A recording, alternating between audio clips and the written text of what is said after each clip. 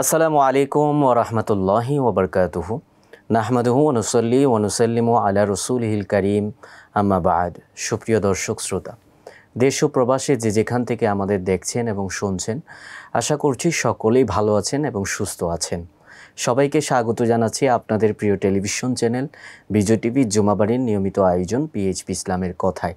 আমাদের আজকের বিষয়বস্তু, বর্তমান যেই বন্যা পরিস্থিতি দেশে চলছে এ ব্যাপারে ইসলামের দৃষ্টিতে আমাদের করণীয়, এবং এই বিষয়ে কথা বলবার জন্য আমাদের সাথে রয়েছেন বিশিষ্ট আলেমে দ্বীন, ঢাকার ঐতিহ্যবাহী দ্বীনী শিক্ষা প্রতিষ্ঠান কাদেরিয়া তৈয়বিয়া কামিল মাদ্রাসার সম্মানিত উপাধ্যক্ষ হযরতুল আল্লাহ মুফতি আবুল কাসেম মোহাম্মদ ফজলুল হক। আসসালামু আলাইকুম রহমতুল্লাহ। ওয়ালাইকুম আসসালাম ওয়া রাহমাতুল্লাহি ওয়া বারাকাতুহু। কেমন আছেন মোহতারাম? আলহামদুলিল্লাহ ভালো আছি। মোহতারাম, বন্যায় সারা দেশে অনেক মানুষ আসলে পানিবন্দী এবং অনেক জায়গায় প্লাবিত। এই অবস্থায় ইসলাম আমাদেরকে কি দিক নির্দেশনা দিয়েছে তাদের ব্যাপারে? ধন্যবাদ সুধী দর্শক। অত্যন্ত প্রাসঙ্গিক সমসাময়িক একটি বিষয়। আসলেই আমরা একরকম ভগ্ন হৃদয়ে আজকে এই অনুষ্ঠানে বসেছি।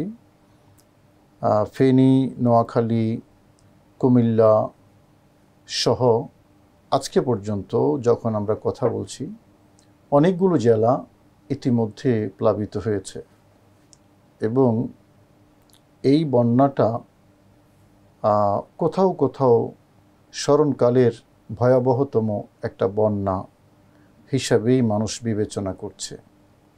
কোথাও বিল্ডিংয়ের 3 তলা পর্যন্ত পানির নিচে ডুবে গেছে এবং যোগাযোগ করার কোনো ওয়ে সেখানে নাই এবং সেখানে পৌঁছাও যাচ্ছে না এই কারণ শুধু যে পাহাড়ি ঢল বা ভারত থেকে আসা পানি তা কিন্তু নয়, উপর্যুপরি বৃষ্টি হচ্ছে এবং সেই বৃষ্টিতে উদ্ধার কাজও ব্যাহত হচ্ছে।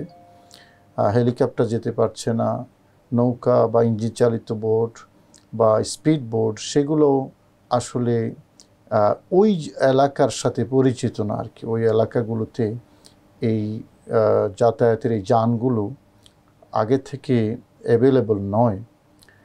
আর দূর থেকে চট্টগ্রাম বা চাঁদপুর যেখানে নদী বন্দর আছে সেই জায়গাগুলো থেকে আসলে নৌকাগুলো নিয়ে উদ্ধার কাজে সংযুক্ত করা, এটাও অনেক জটিলতার মধ্যে, সীমাবদ্ধতার মধ্যেই আছে।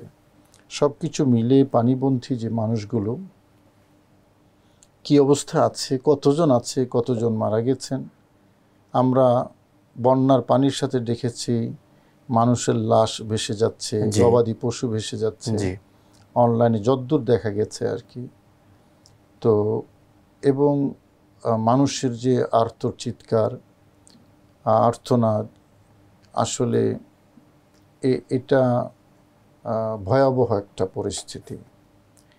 এই পরিস্থিতিতে আমরা যখন কথা বলছি, ইসলাম নয় শুধু, যে কোনো ধর্মই মানবতার জন্য, মানব সেবার জন্য উৎসাহিত করে। ইসলাম তো সর্বোচ্চ প্রায়োরিটি দিয়েছে মানব সেবা, যেটাকে বলা হয়ে থাকে। রাসূল করিম সাল্লাল্লাহু আলাইহি ওয়াসাল্লাম বলেছেন যে একজন মানুষ তার সাথে ততক্ষণ পর্যন্ত আল্লাহর সাহায্য থাকে যতক্ষণ ওই ব্যক্তিটা মানুষের সাহায্যে থাকে। মানে আল্লাহ আমাকে ততক্ষণ সাহায্য করবেন যতক্ষণ আমি মানুষের সাহায্য করব। এই যে নবীজির বর্ণনা, এটা আমাদেরকে সর্বোচ্চ উৎসাহ প্রদান করে। যে মানুষগুলো বন্যায় কবলিত হয়ে আছে, আটকা পড়ে আছে, তাদের জান মাল যদ্দূর সম্ভব যার অবস্থান থেকে তাদেরকে উদ্ধার করা, সহযোগিতা করা, তাদের বাসস্থান, অনেকের বাসস্থানের চেষ্টা করা এবং আসলে ক্ষয়ক্ষতি কত দূর হয়েছে এটা বোঝা যাবে যখন বন্যার পানি নেমে যায়, তখন বোঝা যাবে। তো সে কারণে এই মুহূর্তে আমাদের যেটা বেশি করণীয়, যেখানে যেটা প্রয়োজন, কোথাও খাবার প্রয়োজন, কোথাও পানীয় প্রয়োজন, কোথাও শুকনো খাবার প্রয়োজন, আবার কোথাও উদ্ধার কাজের প্রয়োজন। বিস্তৃত এলাকা জুড়ে কয়েকটা জেলা, তো সব জায়গায় কিন্তু প্রয়োজনীয়তা একরকম নয়। কিন্তু আমরা ইতিমধ্যে যেটা দেখেছি, আমাদের সেনাবাহিনী, নৌবাহিনী, বিমান বাহিনী সহ বিভিন্ন এজেন্সি, বিভিন্ন বাহিনী এবং বিভিন্ন বেসরকারি সংস্থা, এমনকি সামাজিক সংস্থা, সংগঠন, ব্যক্তি উদ্যোগে বিভিন্ন এনজিও তাদের পাশে দাঁড়িয়েছে। এখানে সেনাবাহিনী এবং নৌবাহিনীর ভূমিকা তো অনেক বেশি গুরুত্বপূর্ণ, কারণ মানুষের কাছে খাদ্য সরবরাহ করা এগুলোর চাইতেও বেশি গুরুত্বপূর্ণ হচ্ছে এই মুহূর্তে মানুষকে উদ্ধার করা সেখান থেকে। রাইট। এবং উদ্ধার করার জন্য যেই সাপোর্টগুলো আছে সবই তাদের কাছে আছে। জি, স্পিড বোট বলি বা হেলিকপ্টারের প্রয়োজন হতে পারে, সবই আছে। তো আমরা এটাও দেখেছি যে ঢাকা চট্টগ্রাম যে হাইওয়ে আছে সেটার উপরে পানি এসে গেছে, তার মানে সড়ক পথে যাওয়া এটা প্রায় অসম্ভব না। জি, তো বিকল্প সবগুলো ওয়ে কিন্তু এই বাহিনীগুলোর কাছে আছে, যেটা হয়তো বিভিন্ন সামাজিক সংস্থার নাই। তো আমরা আজকে এই অনুষ্ঠান থেকে একটা আহ্বান জানাতে চাই, দেশের বিভিন্ন জায়গায় যারা বিত্তশালী আছেন তারা এগিয়ে যাবেন, এবং আমাদের দেশে যারা নৌকা চালায় এরা কিন্তু অধিকাংশই খুব গরিব মানুষের হয়। তো তারা মানে হয়তো বিষয়গুলো জানেন না বা বুঝেন না। এই মুহূর্তে কিন্তু তারা এক একজন বিশাল একটা ভূমিকা পালন করতে পারে। মনে করুন, আমি তো নৌকা চালাতে পারি না, আমার কাছে হয়তো টাকা আছে বা আমার কাছে লোকবল আছে, সবই আছে, কিন্তু ওই যে আপনার 5,000, 10,000, 20,000 টাকার একটা নৌকা আমার কাছে নেই। সুতরাং আমার ফোর্স অসহায়। ওই কাজটা কিন্তু ওই নৌকাওয়ালা করতে পারে। সেই জন্য যাদের কাছে নৌকা আছে, বিশেষ করে ইঞ্জিন চালিত বোট এবং স্পিড বোট যাদের কাছে আছে, তারা মানবিক বিবেচনায় এই মুহূর্তে তারা এই কবলিত এলাকায় যেখানে উদ্ধার কাজের প্রয়োজন সে সকল জায়গায় ওনারা চলে যাবেন, আমরা সে আহ্বান জানি। অথবা যারা সেখানে কাজ করছে ওনারা কিছুদিনের জন্য সেই নৌকাটা স্বল্প ভাড়ায় হোক অথবা ফ্রিতে হোক মানুষকে উদ্ধার করার জন্য ওনারা দেবেন। আমি সেটাই বলবো, সে আহ্বান জানাবো। কারণ হাদিসের মধ্যে আছে, কোরআনী কারীমের মধ্যে আছে, হাল জাযাউল ইহসানি ইল্লাল ইহসান, এহসানের বদলা এহসান। অর্থাৎ আমি যদি আজকে আরেকজনকে উদ্ধার করতে যাই, আমি যখন এই পরিস্থিতিতে পড়ব তখন আমাকে উদ্ধার করার জন্য আরেকজন আসবেন। ইসলামের এই শিক্ষাটা নিয়ে আমরা আরও বিস্তারিত শুনবো। আমাদের একটা বিরতিতে যাওয়ার সময় হয়ে গেছে। সুপ্রিয় দর্শক, যাচ্ছি ছোট্ট একটা বিরতিতে, ফিরে আসছি অল্প কিছুক্ষণের মধ্যে। দেখতে থাকুন আপনাদের প্রিয় টেলিভিশন চ্যানেল বিজয় টিভি।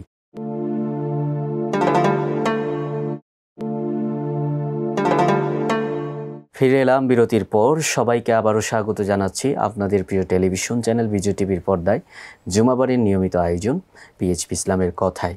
সুপ্রিয় দর্শক, আমাদের আজকের বিষয়বস্তু বন্যা কবলিত মানুষের প্রতি ইসলামের দিক নির্দেশনা এবং আমাদের করণীয়। আর এই বিষয় নিয়ে কথা বলছিলেন মুহতারাম আলোচক হজরতুল্লাহ মুফতি আবুল কাসেম মোহাম্মদ ফজলুল হক। মুহতারাম, বিরতির আগে আপনি ইসলামের যে দিক নির্দেশনার কথা বলেছেন, কোরআনের আয়াত কোট করেছেন, আল্লাহ পাক বলেছেন হাল জাযাউল ইহসানি ইল্লাল ইহসান। এই ইহসান প্রসঙ্গটা নিয়ে আরেকটু বিস্তারিত বলবেন। এটা খুবই গুরুত্বপূর্ণ একটা বিষয়। আমরা যদি সেভাবে এটাকে ফিল করি, জি, একজন মানুষ যখন আরেকজনের উপকার করবে, এই মানুষটার উপকার করার জন্য আল্লাহ আরেকজন মোতায়েন করে দেবেন। জি, তো এটা বিশ্বাস করার বিষয়, এবং মানবিক বোধ থেকে এটাকে যদি আমরা লালন করি, বিশ্বাস করি, এবং এটাকে যদি আমরা বাস্তবায়ন করি, তাহলে আমরা সেই প্রতিদানটা পাব। মানুষ এক একজনকে এক এক সময় এক একটা জিনিস দিয়ে আল্লাহ পরীক্ষা করেন। আজকে যে সকল ভাইয়েরা বন্যা কবলিত হয়েছে, হয়তো এক সপ্তাহ আগেও ওনারা ধারণা করতে পারেন নাই যে এত উঁচু এলাকা, এখানে পানি কিভাবে আসবে। আমরা যারা ঢাকা শহরে থাকি, আমরা অনেক সময় মনে করি যে না, আমি তো 10তলা 20তলার উপরে থাকি, এখানে কিছু হবে না, কিছু আসবে না। কিন্তু আল্লাহ পাক রব্বুল আলামিন আহকামুল হাকিমিন কত বড় বড় জাতিকে মশা মাকড়সা দিয়ে পরীক্ষা করেছেন, ধ্বংস করেছেন। এক একজনকে আল্লাহ এক একটা জিনিস যে পরীক্ষা করেন। এখন যারা কবলিত হয়েছে তারা বিপদগ্রস্ত, আর তাদের বিপদগ্রস্ত হওয়া আমাদের জন্য একটা পরীক্ষা। আমরা কি করছি? একেবারেই কিছু করা না থাকলেও মনে মনে যদি কেউ বেদনাটা অনুভব করে, তাদের জন্য কষ্টটা অনুভব করে, এটাও নিশ্চয়ই আল্লাহ পাক রব্বুল আলামিন দেখেন, কারণ তিনি আলিমুম বিজাতি সুদূর, অন্তর্যামী যাকে বলে।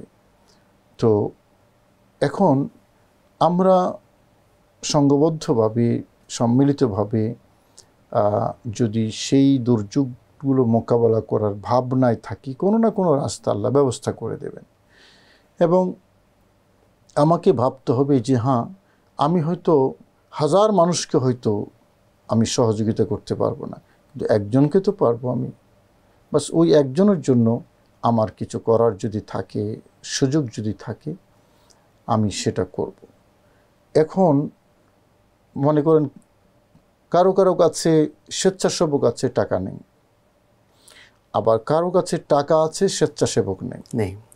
আবার কারো কাছে টাকা আছে, স্বেচ্ছাসেবক আছে, আরেকজনের কাছে আপনার ইনস্ট্রুমেন্ট নেই যা দিয়ে তিনি উদ্ধার কাজ পরিচালনা করবেন। তো যাদের টাকা আছে তারা, তাদের দায়িত্ব হলো যারা প্রপারলি আমানতদারির সাথে সে কাজগুলো করেন তাদেরকে হেল্প করা। আবার যারা স্বেচ্ছাসেবী আছে তারা যাতে সঠিকভাবে কাজ করতে পারে তাদেরকে হেল্প করা, তাদেরকে ব্যাকিং দেওয়া। তো এবং যারা ওখানে কাজ করছে, এটা আমানতদারির সাথে সেই ইয়েগুলো পৌঁছে দেওয়া, এটা হলো তাদের দায়িত্ব। কিন্তু যেটা দেখা যায়, এর কষ্টের উপর আরও কষ্ট আর কি, এ সকল দুর্যোগে কিছু মানুষ, সুবিধাভোগী কিছু মানুষ বের হয়ে যায়। তো এটা মানে ভিতরে ঈমান আছে সেটা বলা যাবে না আর কি। এটা খুব কষ্টের যে ওই মানুষটা বিপদে পড়েছে, আমি ওই মানুষটাকে সহযোগিতা করার জন্য একজনের কাছ থেকে সহায়তা নিয়ে আমি আর সেখানে পৌঁছালাম না। এটা খুবই কষ্টের, আফসোসের।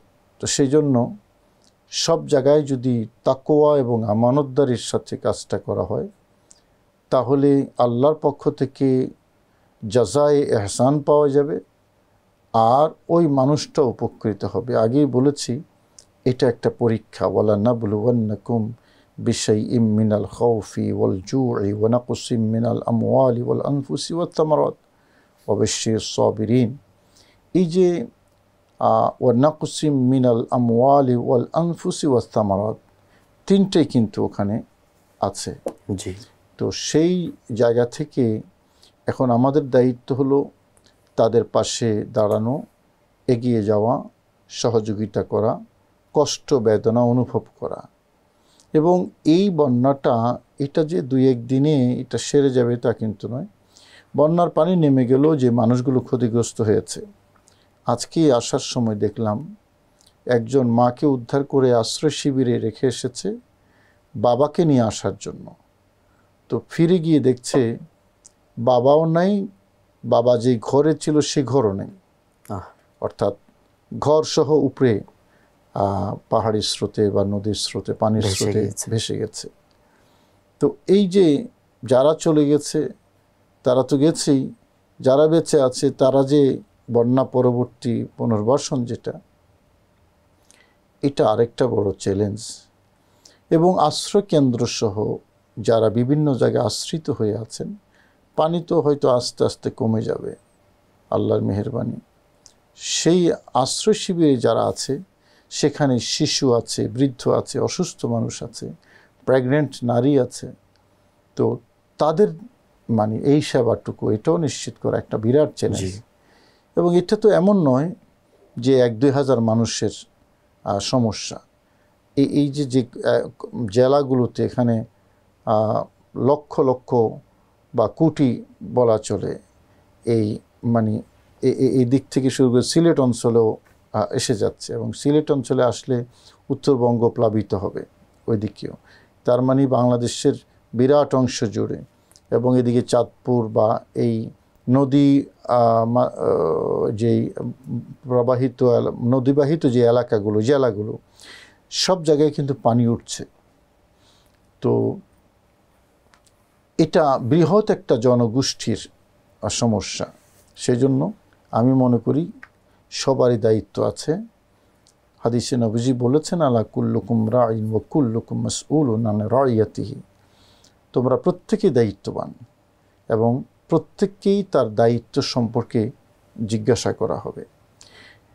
এখন আমি আছি নিরাপদ জায়গায়, আর ওই জনগোষ্ঠী কবলিত এলাকায়, আমার বিশ্বাস এবং ফিলিংসটা কী হবে? ঠিক আছে, আমি তো ভালো আছি। বিষয়টা যদি এমন হয় তাহলে এটা হবে চরম নিষ্ঠুরতা।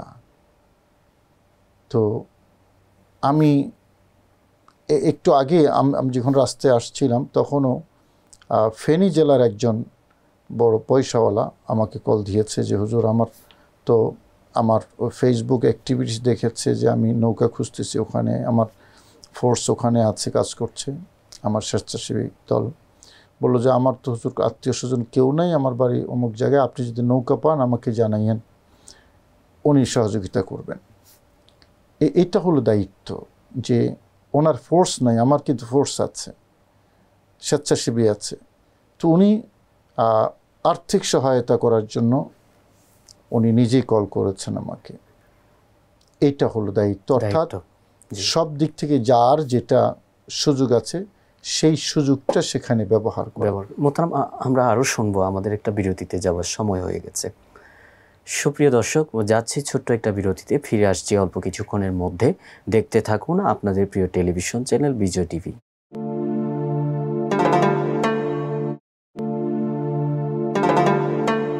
ফিরে এলাম বিরতির পর।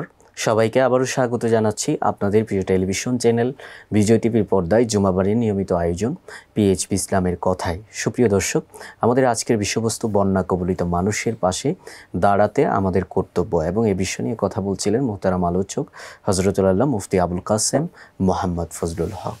মোহতারাম, বিরতির আগে দায়িত্ব নিয়ে বলছিলেন যে প্রত্যেকের নিজ নিজ জায়গা থেকে যে দায়িত্বগুলো আছে সেগুলো যদি পালন করে, তাইলে এই উদ্ধার কাজ এবং মানুষের, বন্যা কবলিত মানুষের পাশে দাঁড়ানোটা আসলে সহজ হবে। এই দায়িত্বের জায়গায় সেটাই বলছি আমি। এখন যারা দুর্দশাগ্রস্ত নয় এমন এলাকায় থাকেন, তাদের যে সামর্থ্য আছে সেই সামর্থ্যের পরীক্ষাটাই এখন দিতে হবে। হাদিস শরীফে রাসূল করিম সাল্লাল্লাহু আলাইহি ওয়াসাল্লাম বলেছেন যে আল্লাহ পাক রব্বুল আলামিন কিছু মানুষকে ধন দিয়ে পরীক্ষা করেন, আর কিছু মানুষকে ধন না দিয়ে পরীক্ষা করেন। যাদের হাতে আল্লাহ ধন সম্পদ দেন, ওয়া মিম্মা রাযাকনাহুম ইউনফিকুন, আল্লাহর প্রদত্ত সেই রিজিক পেয়ে এই ব্যক্তিটা কি করছে, এবং যাকে আল্লাহ সেই সামর্থ্যবান করে তোলেন তার প্রতি আবার সমাজের কিছু মানুষের মুখাপেক্ষিতা তৈরি করেন। কিছু মানুষ তার প্রতি মুখাপেক্ষী হবে, তার সহায়তা গ্রহণকারী হবে। তো এখন এই মানুষটার যেই সম্পদ আল্লাহ দিয়েছেন, আল্লাহ দেখবেন যে এই মানুষটার প্রতি যাদেরকে আল্লাহ মুখাপেক্ষি করে দিয়েছেন তারা এই মানুষ কর্তৃক উপকৃত হচ্ছে কিনা, তার মানে এই ব্যক্তিটা এই মানুষদেরকে সহায়তা করছে কিনা। কোরআনে কারিমে আল্লাহ বলেছেন, ওয়াফি আমওয়ালিহিম হাক্কুন লিসসাইলি ওয়াল মাহরুম, তাদের সম্পদের মধ্যে বঞ্চিত যারা, সায়েল যারা, ভিক্ষুক যারা, তাদের কি আছে, অধিকার আছে। তো সম্পদশালীর সম্পদে আল্লাহ পাক রব্বুল আলামিন কিছু মানুষের রুটি রুজি সংযুক্ত করে রাখেন। কিছু মানুষের আল্লাহর দেওয়া সম্পদ, আল্লাহর বান্দাদের রিজিক। এখন এই পারপাসটা যদি এই ব্যক্তির সম্পদ দ্বারা সলভ হয়, তাহলে আল্লাহ এই সম্পদটা এই ব্যক্তির হাতে রাখেন। যে আল্লাহর বান্দারা, হাদিসে আছে আল খালকু ইয়ালুল্লাহ, আল্লাহর সৃষ্টি হলো আল্লাহর পরিবারের ভুক্ত। তো এদের যদি রুটি রুজির ব্যবস্থা এখান থেকে হয় তাহলে পারপাস সলভ হয়েছে। এই ব্যক্তির হাতে সম্পদ থাকার কারণে আল্লাহ এই ব্যক্তিকে সেই সম্পদ রেখে দেন। আর যদি এই ব্যক্তিটা সমাজের ওই দুস্থ মানুষগুলোর কাজে না আসে, আল্লাহ পাক রব্বুল আলামিন এই ব্যক্তির হাত থেকে এই সম্পদটা নিয়ে এমন কারো কাছে দিয়ে দেন যেই ব্যক্তি ওই মানুষগুলোর প্রয়োজনটা সলভ করবে। জি, এটা হাদিস শরীফ। এই যে আল্লাহর দেওয়া রিজিক বান্দার কাছে, এটা ভুলে গেলে চলবে না। আল্লাহ পাক রব্বুল আলামিন আহকামুল হাকিমিন আমাদেরকে সে দায়িত্ব দিয়েছেন আল্লাহর বান্দাদেরকে দেখার জন্য। এবং শুধু বান্দা নয়, আল্লাহর সৃষ্টি জীব যেখানে আছে, নবীজি বলেছেন ফি কুল্লি কাবাদিন সদকা, প্রত্যেক কলিজার মধ্যেই সদকা আছে। তার মানে যেখানে কলিজা আছে সেখানে প্রাণ আছে, প্রত্যেক জীবনের মধ্যেই সাদকা আছে। দুটি হাদিস শরীফ, একটি হাদিসের দুটা ঘটনা সহিহ বুখারী শরীফে। একটা কুকুর পিপাসার্থ, সে মরুভূমিতে মারা যাচ্ছে। একজন ব্যভিচারী নারী তাকে ওড়না ছিঁড়ে, মোজা, চামড়ার মোজা ছিল, সে চামড়ার মোজা আপনার কূপের মধ্যে নিচে ছেড়ে দিয়ে সেখান থেকে পানি তুলে ওই কুকুরকে পান করিয়েছিলেন। রাসূল করিম সাল্লাল্লাহু আলাইহি ওয়াসাল্লাম সুসংবাদ দিয়েছেন আল্লাহ এই ব্যভিচারী নারীকে এই আমলটার কারণে, মানে এই কুকুরের প্রাণ রক্ষা করার কারণে তাকে ক্ষমা করে জান্নাতে দেবেন। তার বিপরীতে একজন নেককার নারী একটা বিড়াল ছানাকে মানে খাবার না দিয়ে রেখে দিয়েছে, সেটা মরে গেছে অনাহার অবস্থায়। আল্লাহ পাক রব্বুল আলামিন এই নারীকে এটার কারণে, এই বিড়াল বাচ্চাটাকে মেরে ফেলার কারণে তাকে জাহান্নামে দেবেন, নবীজি বলেছেন। তাহলে কুকুর একটা জীব, মানুষ তো অনেক উপরের কথা। একটা কুকুরকে তার জীবন রক্ষা করার কারণে একজন ব্যভিচারী নারীকে আল্লাহ পাক রব্বুল আলামিন ক্ষমা করে দিয়েছেন। এটা হলো ইসলামের কনসেপ্ট। এবং এখানে আরেকটা কথা বলা দরকার, সেটা হলো ইসলামের যেই চ্যারিটি, এক্ষেত্রে ইসলাম ধর্ম বর্ণ নির্বিশেষে সবাইকে একরকম দেখে এই মানব সেবার ক্ষেত্রে। এবং একজন মানুষ বিপদগ্রস্ত হয়েছে এরকম প্রাকৃতিক দুর্যোগে, সেক্ষেত্রে সে কোন ধর্মের এটা একেবারেই বিবেচনায় রাখে না ইসলাম। এবং এইটাই এই হাদিসে নবীজি বলেছেন ফি কুল্লি কাবাদিন সদকা, যেখানে সতেজ কলিজা আছে এখানেই সদকা আছে। এটা পশু পাখি হোক, জীবজন্তু হোক, মানুষ হোক, যেই হবে সেখানে তাকে সহযোগিতা করা।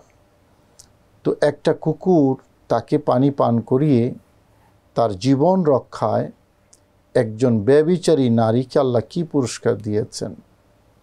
এবং একটা বিড়াল ছানাকে মারার কারণে তার শাস্তি কী হয়েছে, এই একটা হাদিসও যদি আমরা আমাদের বিশ্বাসে, আমাদের ধারণায়, আমাদের ভাবনায় যদি রাখি, তাহলে যারা কবলিত হননি, নিরাপদ জায়গা আছেন, তাদের দায়িত্বটা তারা বুঝতে পারবেন।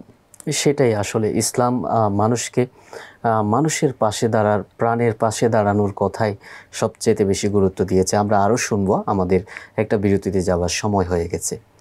সুপ্রিয় দর্শক, যাচ্ছি ছোট্ট একটা বিরতিতে, ফিরে আসছি অল্প কিছুক্ষণের মধ্যে। দেখতে থাকুন আপনাদের প্রিয় টেলিভিশন চ্যানেল বিজয় টিভি।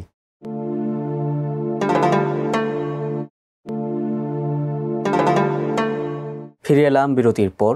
সবাইকে আবারও স্বাগত জানাচ্ছি আপনাদের প্রিয় টেলিভিশন চ্যানেল বিজয় টিভির পর্দায় জুমাবারের নিয়মিত আয়োজন পিএইচপি ইসলামের কথায়।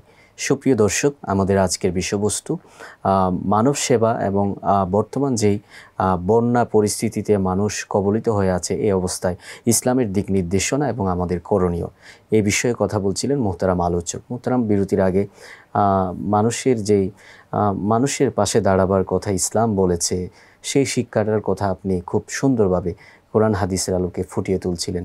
আর বর্তমান যে পরিস্থিতি বাংলাদেশে চলমান, আমরা দেখেছি অনেকগুলো সমস্যা, অনেকগুলো সংকট আমাদের দেশের ছাত্ররা সমাধান করেছে। এই পরিস্থিতিতে ছাত্রদের দায়িত্ব কি, তাদের ভূমিকা কি হতে পারে? দেখুন, ছাত্ররা প্রায় সকল দুর্যোগেই স্বপ্রণোদিত হয়ে কাজ করে। এটা স্কুল, বিশ্ববিদ্যালয়, কলেজ, মাদ্রাসার ছাত্র নির্বিশেষে সবাই।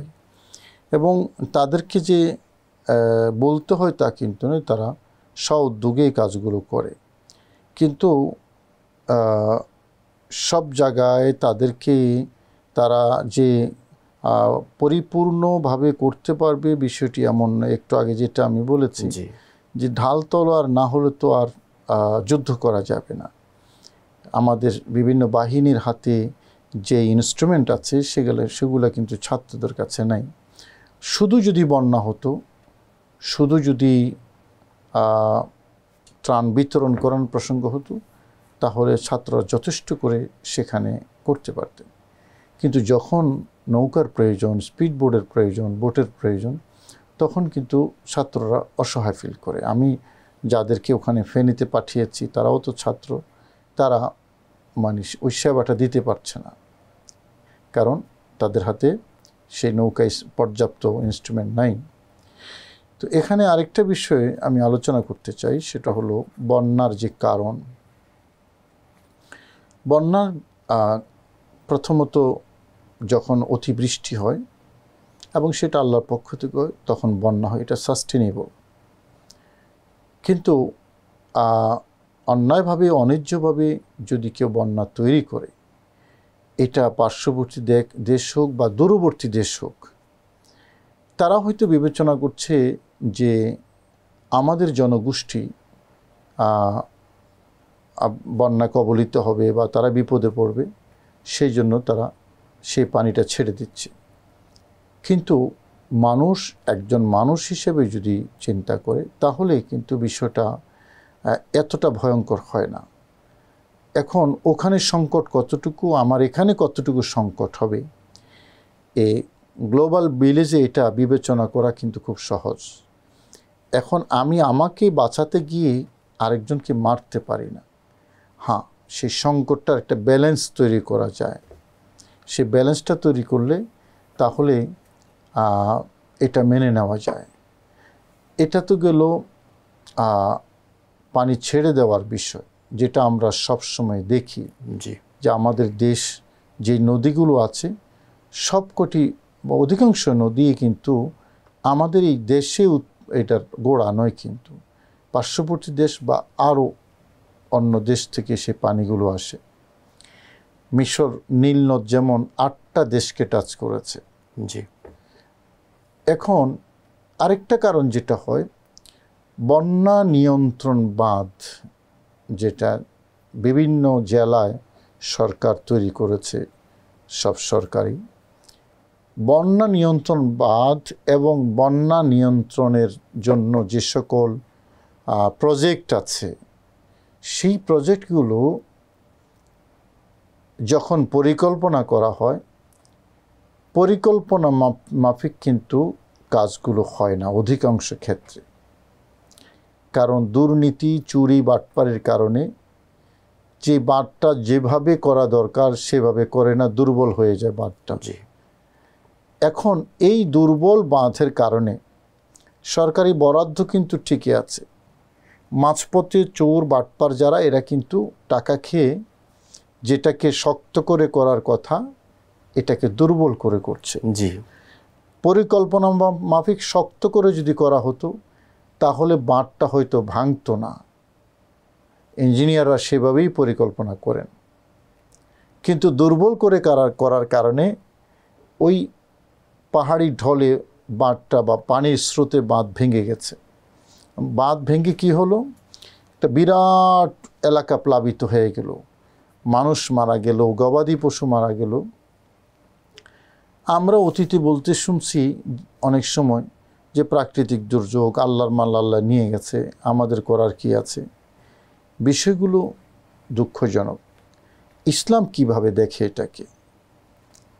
এই মানুষগুলোর এই দুর্দশার কারণ দুর্বল এই বাঁধ।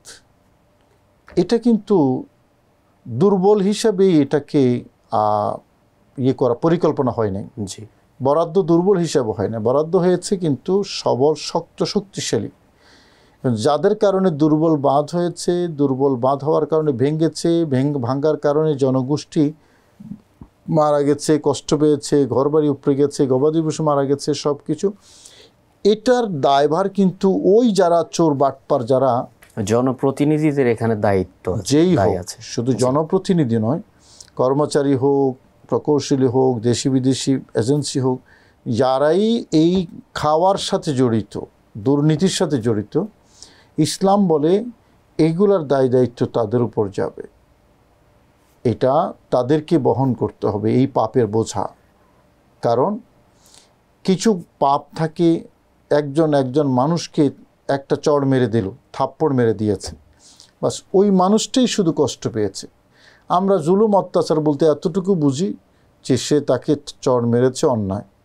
কিন্তু এটা একজনকে, ব্যক্তি বিশেষকে চড় মারা না, এই বেড়িবাঁধটাকে দুর্বল করে তৈরি করার কারণ। বেড়িবাঁধ দিয়ে উদাহরণ দিলাম, বন্যা নিয়ন্ত্রণের জন্য যে সকল প্রজেক্ট আছে সবগুলোর কথাই বলছি, এবং প্রাকৃতিক দুর্যোগ নিয়ন্ত্রণে যেই প্রজেক্টগুলো আছে সবগুলোর কথাই বলছি।